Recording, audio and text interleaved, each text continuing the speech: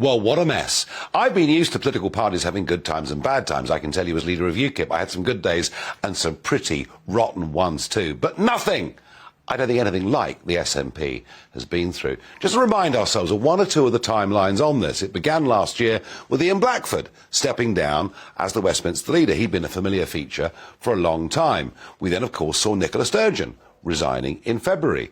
Kate Forbes, who was beaten in the leadership contest, refusing a job, going to the backbenches. The chief executive, Peter Murrell, of course, arrested, and all sorts of questions about the £107,000 loan that he made to the party, and a really lovely £110,000 worth of camper van.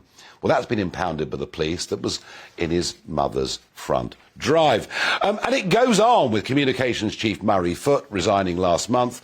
And really significantly, I thought, on April the 7th, the accountants, Johnston Carmichael, who'd been the auditors, resigned. I've got to tell you, folks, when your auditors walk away, it could be that something is amiss. And today, the Treasurer, Colin Beattie, gets arrested. What's behind it all? Well, it's a Scottish police operation called Branchform, and they're investigating, and quite rightly, possible fundraising fraud within the SNP. Why? Well, £666,953 had been raised since 2017, specifically for a second independence referendum. But it looks like that money's been spent on other activities. After all, there hasn't been a second referendum.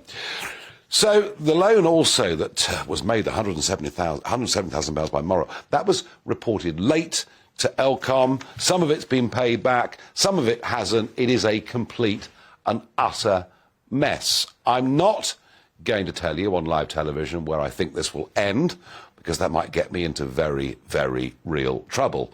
Let me make you a promise. This ain't going to end well. But here's the point.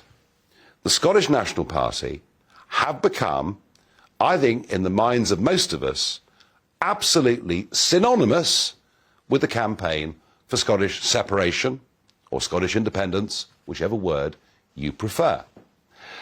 And I wonder whether, given this party appears to be in a tailspin that it is not going to come out of quickly, I promise you there's worse to come, I wonder whether the campaign for Scottish separation is now effectively over. Give me your thoughts. Farage@gbnews.com.